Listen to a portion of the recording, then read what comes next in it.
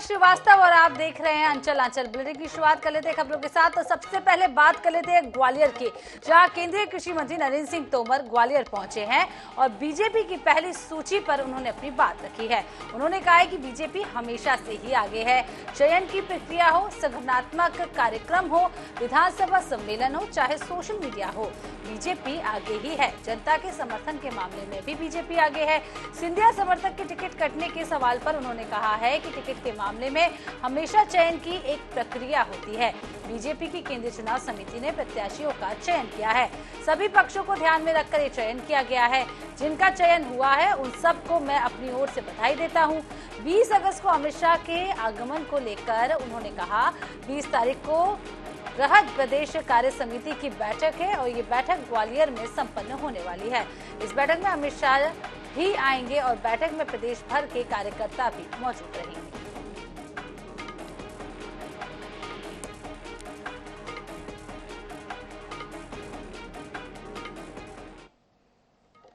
इधर बलरामपुर जिले की पुलिस को नक्सल मोर्चे पर बड़ी सफलता मिली है। जिले की सामरी पाठ पुलिस ने 8 लाख के पूर्व इनामी नक्सली को गिरफ्तार कर लिया है।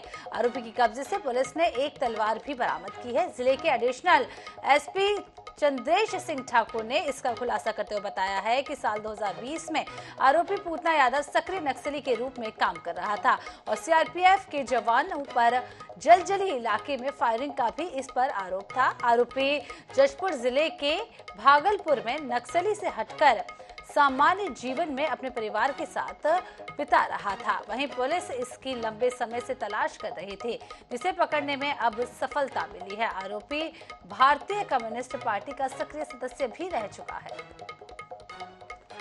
अक्टूबर 2020 में एक जलजली और सपाट के बीच में सीआरपीएफ के जवानों के ऊपर फायरिंग की घटना हुई थी, जिसमें हमारे सीआरपीएफ का एक जवान उसमें घायल हुआ था। तो इसी क्रम में हमें सूचना मिली कि भागलपुर जसपुर जिले में जो इस घटना में शामिल नक्सली है पूतन यादव, वो वहां पर लुक छिप रहा है। तो हमने एक संयुक्त टीम गठित की और उसे जसपुर भागलपुर से गिरफ्तार किया गया है।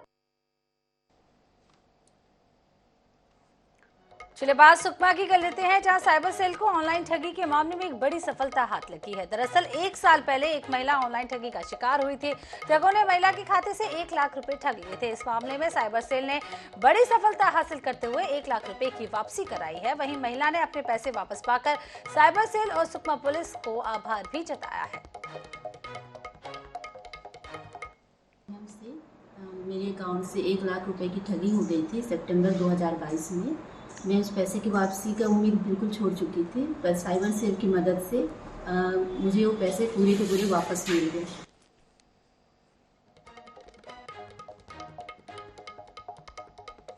चलिए अब रुक कर लेते हैं बड़ी खबर का। सुकमा से बड़ी खबर आपको बता दें, अस्पताल प्रबंधन की तानाशाही, मरीजों को भटकने को किया मजबूर। सामुदायिक स्वास्थ्य केंद्र बंद, अस्पताल में मरीजों को नहीं मिल रहा है इलाज।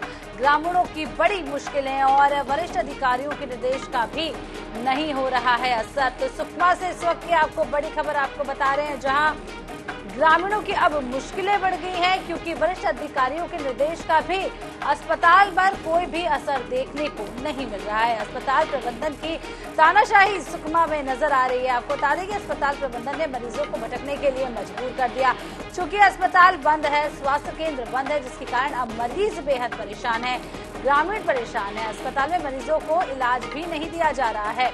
अब ग्रामीणों की मुश्किलें बढ़ गई हैं। वहीं वरिष्ठ अधिकारी पहले भी निर्देश दे चुके हैं, जिसका असर सुकमा के स्वास्थ्य कार्यालय में देखने को नहीं मिल रहा है। तो अस्पताल प्रबंधन ने मरीजों को भटकने के लिए अब मजबूर कर दिया है, क्योंकि सामुदायिक स्वास्थ्य केंद्र जो है वो बंद पड़ा हुआ है। ग्रामीणों की मुश्किलें बढ़ गई हैं, इलाज के लिए जा रहे हैं लेकिन वहां पर ना तो डॉक्टर मौजूद है और ना ही कोई स्टाफ मौजूद है।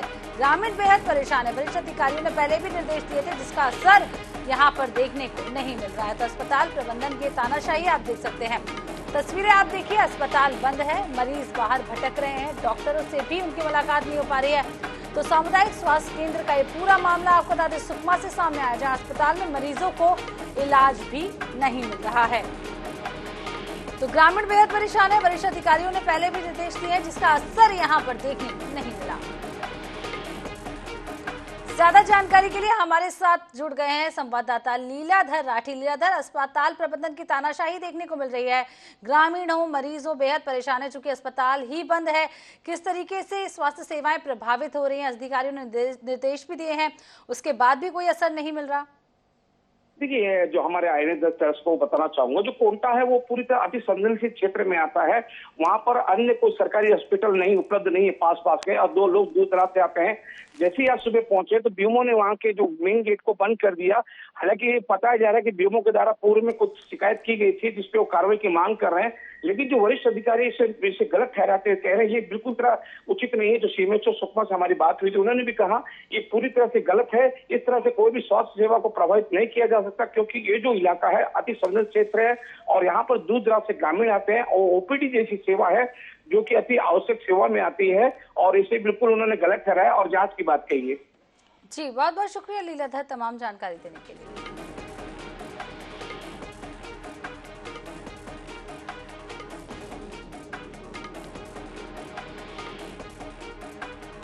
इधर इंदौर में पुलिस ने 2 शातिर महिला चोरों को धर दबोचा है। आरोपी महिलाओं के पास से 4,20,000 नगद और सोने चांदी के जेवर भी बरामद किए गए हैं।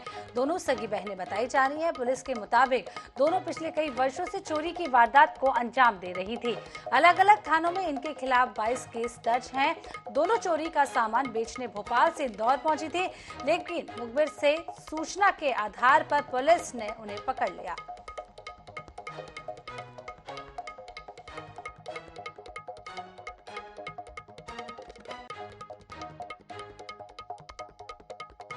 और 2 महिला हैं, रजिया और अफरोज, जो वो भोपाल में दिन में चोरी वोरी करती थी। जैसे दरवाजा किसी खुला 2:30 या 3 बजे तो घुस जाती थी और वो चोरी कर लेती थी। और भोपाल में करीबन इनके 22 से 25 अपराध दर्ज है। हाँ, और वो अपनी एक्टिवा से भोपाल से दोनों यहाँ पर सोने की झुमकी बेचने के हिसाब से आई थी। कल हमने ये मुखबिर सूचना पर इनसे एक सोने की झुमकी तथा नकदी उनके पास से 4,20,000 रुपये जब्त किए गए हैं। इधर मरवाही विधानसभा में बीजेपी अनुसूचित जनजाति मोर्चा के जिला अध्यक्ष प्रणव कुमार मरपच्ची को टिकट दे दिया है। वहीं प्रणव मरपच्ची ने गुरुवार को मीडिया से चर्चा करते हुए कहा है कि मरवाही विधानसभा में पार्टी ने एक छोटे से कार्यकर्ता पर विश्वास जताया है। इसके लिए पार्टी के पदाधिकारियों को धन्यवाद देता हूँ।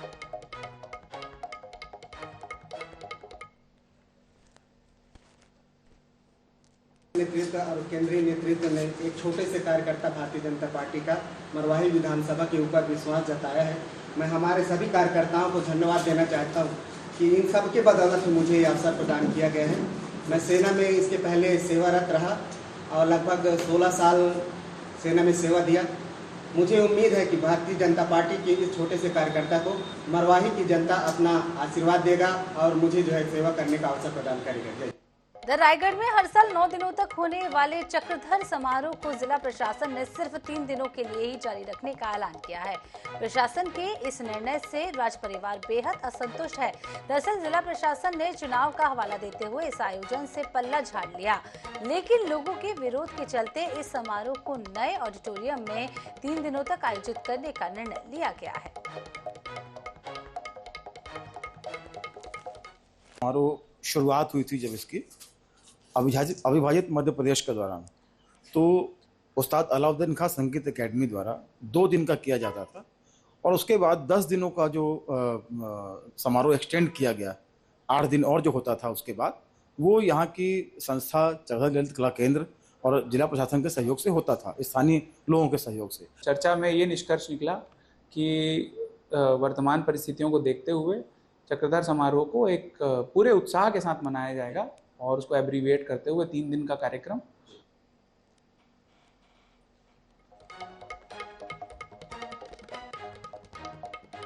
चलिए रुक कर लेते रायपुर का। बड़ी खबर रायपुर से आपको बता दें, कांग्रेस ने बीजेपी के टिकट वितरण में लगाया परिवारवाद का आरोप। मंत्री अमरजीत भगत ने मामले में कहा, बीजेपी परिवारवाद का आरोप लगा सकती है, लेकिन बढ़ावा बीजेपी ही देती है। रमन सिंह ने अपने भांजे को टिकट दिलाई है, यह परिवारवाद की श्रेणी में आता है।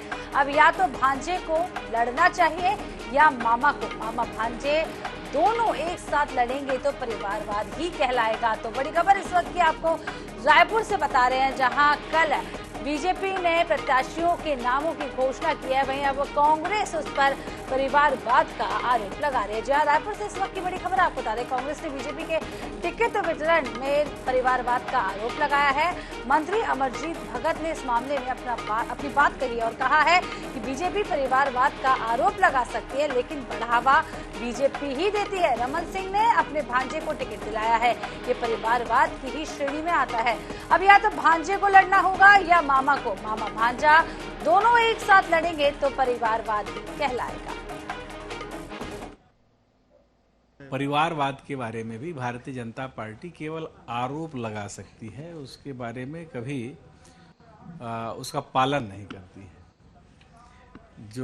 जिसके बारे में आपने कहा, माननीय रमन सिंह जी ने अपने भांजे को दिलाया है, विक्रांत सिंह जी को, तो ये भी तो परिवारवाद की श्रेणी में आता है। परिवारवाद के बारे में